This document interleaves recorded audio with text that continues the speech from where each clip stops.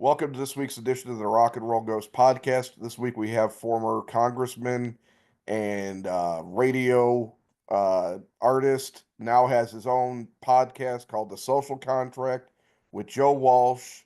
Um, it's pretty much anywhere you can get a podcast: YouTube, Spotify, Apple, everywhere. So do yourself a favor and check out Joe, who's really helping to defend democracy right now, in my opinion. So, welcome to the show, Joe.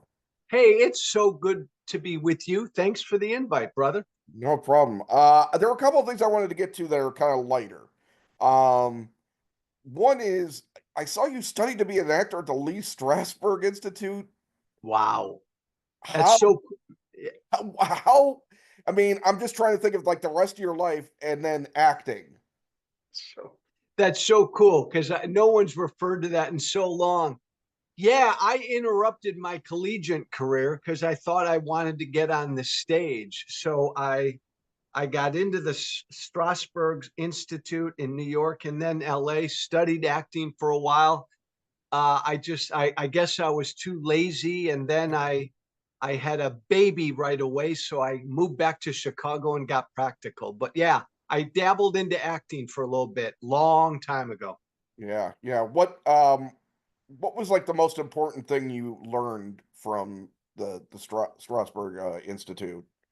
Um, that's a great question, and so many people have said how politics is like acting, and acting is like politics. Um, the thing that I always took from my training a long time ago in acting was trying to be real, genuine, and honest, and connect with the people in the audience, at the town hall. Really try to be real and make that connection. Yeah. Okay, that's awesome. Yeah, I saw that and I just kind of like was just so I was also surprised some of your other work. I mean, you worked for Jobs for Youth. Yeah. You taught American government and American history.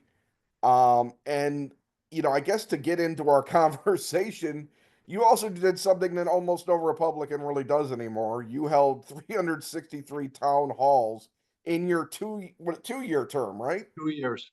Yeah.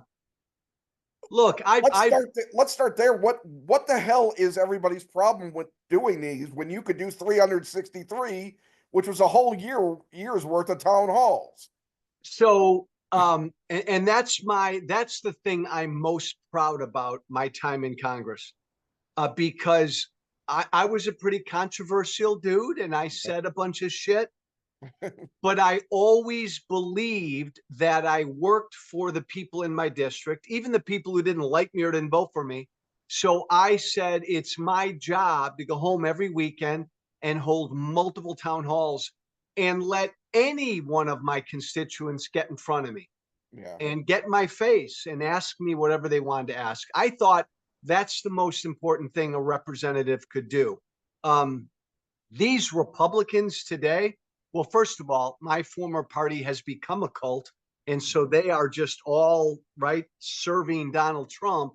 And because of that, they're afraid to get in front of their constituents.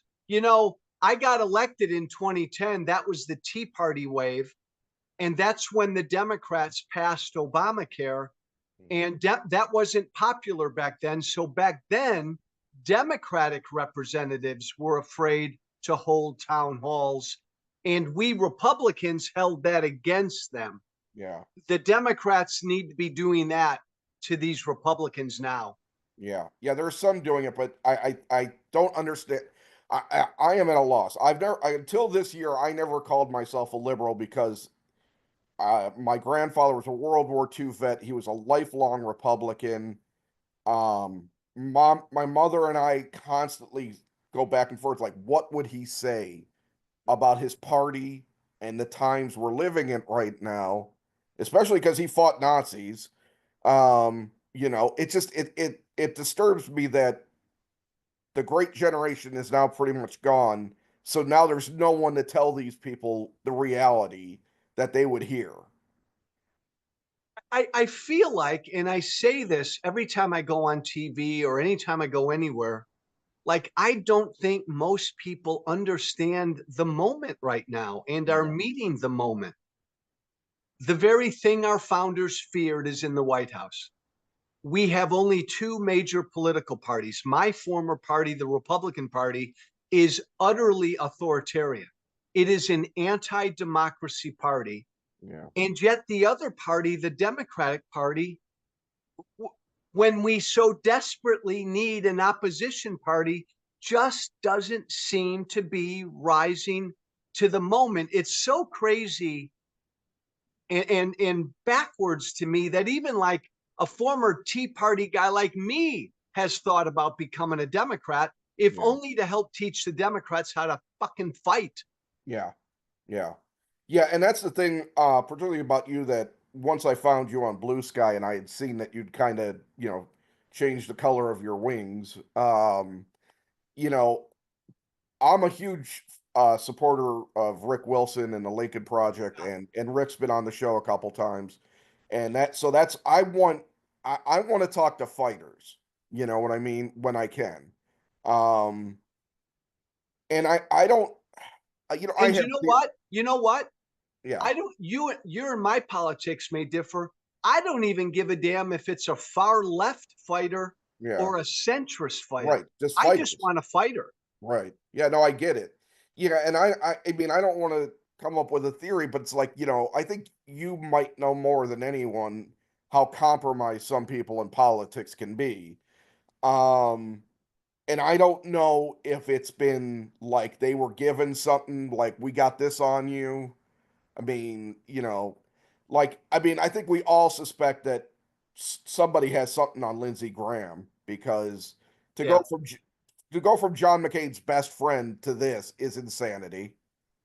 Uh, So for most of my former Republican colleagues, the reason why they've all sold their soul to Trump is because the obvious, if you do what I did 7 years ago, mhm, or you do what Adam Kinzinger did, yeah, your career as a Republican is over. I yeah, mean, you're done. mhm, And you put up with daily, weekly threats and hate. And most of these Republicans don't want to give up the power. They love the office. They love the votes. So that explains most of it. They don't want to be me or Kinzinger, yeah, but there is shit that is held over the heads of other members as well. yeah, yeah. No, I mean, it's just something, because it's like, and then I think it's just the status quo. I've had the job for however many decades. Somebody's in their 80s and they're still in, and it's like, they just don't want to give because they don't want to look like they're not in power. I mean, there was a Democrat representative that went to a town hall and basically yelled at his constituents saying, I decide what happens. I," and I'm like, you're first of all, you're a rep, so there's like 500 something of you guys, so you ain't as hardcore as you think you are. Number one. Number two, not reading the room. Like, we're not happy right now. Even Democrats are not happy, but a lot of us are not happy. You know this. The longer you're there, Republican or Democrat, it goes to your head, Mhm. and you really do believe you're something super important. Yeah, And you develop this attitude that the folks back home work for you, right, which is utter bullshit because you work for them. When right. I first went to Congress, the first bill I introduced was a term limits bill, limiting people in the House to Mhm. 3 2-year terms. I limited myself to that, but I couldn't get any of my colleagues to sign the bill. No, It's a really good gig and it's cool, and you think you're really important. It's hard to give up. yeah. Here's the thing that, and I know it's early, and we don't still have a large portion of the population that does not realize exactly what the hell's happening, because that'll all culminate eventually. The thing that's going to drive everything the most is going to be the economy. So, but traditionally, when people realize the shit administrations have done, fully, they really turn on. I mean, look at Nixon, left with 25% approval at the end. This man shouldn't have any approval, but here we are. Um, the point I was getting at though is that I think the other thing people don't recognize is how much we need to amend both the Constitution, both the House and Senate with term limits, with bribes or gifts or any of that BS. Um, there ha there has to be some sort of, and I don't know how you do this with the First Amendment, but the news social media structure needs to be amended in some way. That it has to go away from sensationalist to boring old facts. I don't know how you do that. And, obviously I'm thinking mostly of Fox, but there are so many like Aryan, white nationalist podcasts out there. I mean, should we look at that as something because it is free speech, but at a certain point that sort of shit helped get us to this point too. So do we do I, like Germany did and yeah. cancel out the AfD? Do the centrist Republicans need to form their own party? I mean, something, like things like that. So I think your instincts are right and I've been saying this for a few years. I think we're on the precipice of major political reform. Hmm. Um, I think Trump, look, how does a guy like Trump win, Hmm. become president? I mean, he's an utterly horrible human being. Only a very broken political system would elect somebody like that. So Yeah. we need major reform.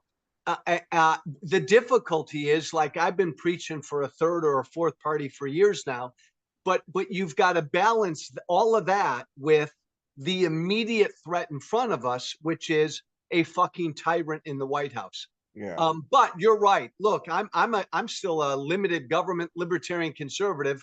We should get rid of the Electoral College. There's a lot of major reform that we should be enacting. The way we vote needs to change. But it's going to take, as you know, amending the Constitution, and it's going to take the American people making it happen. Yeah. I mean that those are the difficult parts, but the other thing I could see happening out of all this, and I've been saying for years that there were little things I just happened to notice. I was a rideshare driver for a number of years, so I was all around Chicago and its neighborhoods and everything. And I kept telling people, I said, especially after COVID, when crime went up, I said, we're bound for a repeat of what the 60s, 70s, and 80s looked like politically, economically, you know, uh, socially, uh, and things like climate and things like that. We definitely need a new FDR, I think, to finally move us forward in some damn way. And you might, because you're for limited government, you might disagree with that. But the fact is that we have been stuck in some weird, constant peddling mode for 25 or more years now. This century has been shit politically, and economically for people, except for the rich. Well, I even though our politics is different, I agree with you in that we need kind of revolutionary change. Yeah, And that usually comes with kind of a revolutionary leader. yeah. FDR was that. He wasn't my type of revolutionary, but No, he was a revolutionary leader. Reagan came along then in the 80s, offered a different sort of revolution. And now we've kind of been stuck. I agree with you. And I think the whole two-party duopoly yeah, is really stuck. yeah, Like the Republican Party is fully anti democracy, and we overlook the problems the Democrats have. right. But man, a country this big and this diverse, you're telling me this is still what we choose between Yeah, Democrats and yeah. Republicans? That's Smaller it. countries have more parties. That's like crazy. That's got to change. Yeah. But there are just things like I don't know what's your position on climate change in 2025, because I knew what your policy was 15 It years ago. was, and to be honest, my friend, like I didn't really have a policy. I You wasn't got an studied. opinion. Yeah, I wasn't studied enough on the issue. So when I was doing right wing talk radio, I'd go at the most extreme environmentalists and I would just paint everybody with a broad brush. I Right. then studied up on the issue. Climate change is real. We got to find, I know I'm going to use a cliche expression, common sense solutions to deal with it, because I don't want to stifle what I believe is still the greatest free market economy in the world. But yeah, it's real. Well, here's what my thought has been about climate change, and like I said, I used to consider myself a moderate because I hated kind of what things both did, but the Republicans just kept kind of Yeah. going and going and going, and I mean the last Republican I had a respect for that was in office was John McCain. So I mean that tells you something, and trust me, that was an outlier so far in this century. There haven't been many. I think Mitt Romney's a decent person. Not Yeah. exactly somebody I'd agree with a lot, but he had a lot more balls than some people did. Yeah. Um, but with climate change, it's like we've abdicated to China all of the industrialization, the products, the innovation. And especially now, I mean, we're just ceding innovation to every other country from what he's done to the government. But with climate change, that could be the next industrial revolution. It really could. And the problem is we've got people from oil and coal and whatever other bullshit, things that should be phased out at some point because it's ridiculous. We need to Well, just get yeah. beyond them and just get to a point where this is going to be what it does. This is going to work. This is going to help us, but we can't half-ass it. Is basically what I'm getting at. And economically, we could get to a place where we have a little bit like a 50s middle class again, perhaps. Well, I don't think the 50s are coming back. I think we're No. experiencing a revolution in manufacturing, high tech manufacturing, AI. Look, the world changes, Yeah. industries change, and other industries replace them. I'm not a tariff guy. I'm a free trade guy because it Right. benefits all of us. It's helped Yeah. make us the wealthiest country in the world. I agree there's inequality, but Well, I want to be careful with that. But everything Trump's done in these first 3 months to diminish our influence around the world is scary, and it's only gone to China's benefit. right. No, I just saw that we basically ceded Africa. Yeah, yeah. The continent of Africa, we just gave up. Scary stuff. And even though almost everything he's doing is unconstitutional, Trump cannot dismantle USAID. He Right. cannot dismantle the Department of Education. He's doing damage, and the courts generally are holding against him. But the damage is profound, and it's been done. Well, let's talk about the courts because the courts have been doing a great job for the most part keeping him in check. And then I see people in blue sky when something doesn't go the way, and I don't like to remind people, but I'd like people to remember that when you come before a judge and you don't have everything right, you can lose because of it, even if you're in the right. So everybody needs to make. I mean, I know it sounds fucking ridiculous in this day and age when one side does absolutely nothing to investigate what their destruction may cause or what this will do. He just decides one day, like, I'm not even going to get into that right now. But um, what was my point? It's just that the courts. But Courts. now we're getting to a point where he's actively ignoring them, and he's gotten people used to this idea that the courts are like a baseball farm system where you start at the bottom and you reach for the majors, and that's the only thing that matters. Like he wants everything to be decided by the Supreme Court. That's not how it works. That's how it's supposed to work. You have So the right to appeal, of course, yeah. but as a president, at some point, you should take what any court is telling you as a step back review and readjust. So again, my belief that most people do not understand the severity of the moment we're in. Yeah. I think we've been in a constitutional crisis from day one. Yeah. I'm a former congressman. We do not have three independent branches of government right now. We don't. I don't think most Americans realize that. Yeah. Congress is not an independent branch of government anymore. It No. is wholly subservient to the executive. So, like, that's a constitutional crisis. Then, on top of that, then you've just got the courts doing the best they can to hold. And Trump, he's already defied court rulings, and it's going to get worse. And He's you're right. defied the Supreme Court and acts like he has no idea about any of it. So we're there, and I think the American people are the ultimate last line of defense, and we're going to get there. Yeah. Well, let's talk about Trump. Let's talk about specifically the last couple of weeks, which it's obvious he's showing cognitive decline, in my opinion. He watches Escape from Alcatraz on PBS and then starts ranting about reopening Alcatraz when he has no idea about why it closed, how much it cost. Like it's a ridiculous thing.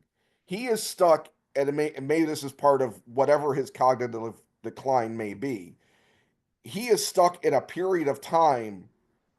I mean, at one place he's stuck in a period of time he didn't even live in. And then he's stuck in another period of time where, he could get away and do anything he wanted, so he thinks he can still do it. The stuff, the AI stuff, him and the Pope, the stupid one on the Star Wars day of him holding a red lightsaber. Nobody even there even thinks to show what that image means. Yeah. Like, what the fuck is going on in that White House? So part of Trump's advantage is he's such a bad guy. He's so crazy. He's so dishonest. Yeah. He's so lawless Yeah. that we don't think of him as old. And so, like, we don't talk about his cognitive decline because there's so much other bad. It was easy to see with Biden. Yeah. Biden is the kind of old we all could relate to. I'll interrupt you. I'll give Biden credit though. He was the guy walking around glad-handing everybody at the Pope's funeral while our president slept. Yeah, agreed. I mean, I'm not saying that he's not, and I'm just saying that he's far, in my opinion, he's probably far more worth it with it than Trump is. But Well, I'll say this: I blame Joe Biden a lot for yeah, Donald Trump winning. they didn't get out enough about what the positives they were doing, and that was the problem. Well, true, but Joe Biden was physically incapable Yeah, of communicating what they were doing. You're right. I'm not a Democrat. Joe Biden had an incredibly successful first term. yeah, He couldn't communicate it. or they couldn't communicate it. I mean, Huh? it's like, or his staff couldn't. I mean, it's kind of like the same thing Yeah, here. We've got a staff that's just I don't know, just giving that's too much fealty to the president than that's they should. that's part of it. But man, oh man, the greatest power the president has is the bully pulpit. Yeah, And Joe Biden could not use it. yeah, And that created a huge void. And then he stuck around too long. He put his own interest ahead of the country's. He's responsible for Trump back in the White House, not Kamala Harris. But I agree with you. yeah, We don't talk about Trump's cognitive decline. yeah. And it's there. We're only 3 months in. Well, And these he's like wacko. the lengthy 3 a.m. rants that make no sense. Talk about things that either don't exist, no longer exist. He talks about the tariffs of the past, which are well documented. Hell, I learned about the Smoot-Hawley Act in Ferris Bueller's Day Off when I was 15. Like I didn't learn it in school. I learned it Yeah. in a movie, but still, it's like he has no concept of what anything actually does. And I am at a point where I don't know I don't know if it's cognitive decline, arrogance, he's a Russian asset, this is all about revenge, or if it's an all of the above situation. I think it's all the I think it's all the above. I really, really do. And I think on top of it all, he believes he's untouchable. Yeah. And who can blame him? Right. The man tried to overthrow an American election and he didn't pay a price for it. If I did that, I Not even a think political I'm price. untouchable. Yeah. No. So Uh it's dangerous. It's dangerous. he is yeah, he is dangerous. No, I only got a few more minutes, so I'm gonna ask you this because this ties into Trump. Obviously, we've seen in the past, specifically 15 years, maybe the last 10 more, the rise of conservative embracing of Russia. But we've also seen the rise of these people being paid to do things, to be on Russian state TV. Yeah. And in that in itself is just, a reason for these people to stop or resign or whatever they're doing because it's anti-democratic and it's some of it's potentially treasonous, I have a feeling, I Oh, behind the completely. scenes. Completely agree. I What has completely. happened to the conservatives, not just with Trump, but with liking Russia? Where did that come up? Because they still are not a country I would ever consider liking. People fine, government no. So I think a couple things. I come from the right, and I'll acknowledge the right has always been more open to authoritarianism than the left has. The left's got their own issues, Yes. but the right has always been more willing to embrace a king or a dictator. I think that's a big part of why the base has embraced Trump. The base is very isolationist. The base is very pro-authoritarian. So they don't look at Putin as a danger at all. And they almost look, I mean, Tucker Carlson Yeah. Well, there's a thing. speaks for the base every bit as much as Trump does. That's really scary. Yeah. Well, I mean, but what I'm getting at is obviously for a very long time we had an extremely anti-Russian stance as Americans, politically, what have you. And obviously, when the wall, the Berlin Wall came down and the communist government of Russia ended, you know, things were looking good. But the people didn't realize how long it was kind of going to take to get everything back on a different path. And then you have somebody like Putin swoop in, who is just probably the most evil person on the planet right now. I think he's more evil than Trump because he's smarter than he's not. I don't know how smart he is, but he's smarter than Trump is, and he's Yes. playing him. You know, I I, just I just don't understand. I understand what you're saying. It's just that Russia specifically, we had decades upon decades of mistrusting their government and being anti-communist. I, I think it's a look, my party's become radicalized. I think on this particular issue, it's a combination of isolationism and authoritarianism. Those two strands have overtaken the Republican Party right now, and Trump gives voice to both. If Trump were gone tomorrow, it's still the animating feature in the Republican Party. JD Vance, if he's the next nominee, he reflects both of these. Mhm. Yeah, also the conservatives, they all the stuff they were accusing Democrats of doing that they're doing, Mm-hmm. like no due process, like a lot, Trump got all the due adhering process he could get. adhering to the Constitution. Yeah. Man, right? I'm running for Congress, part of the Tea Party 10, 12 years ago. We all had those pocket constitutions. Yeah. Now the right doesn't give a damn about the Constitution. Yeah. Yes, we are in a very bad way right now. Yeah, I know our time is technically up, but I got one more quick question because you were a member of the Tea Party, and so was Marco Rubio. He wasn't? No, was. Oh, he was. Picked to be in this administration that I had any faith in. What the hell has happened to Marco Rubio?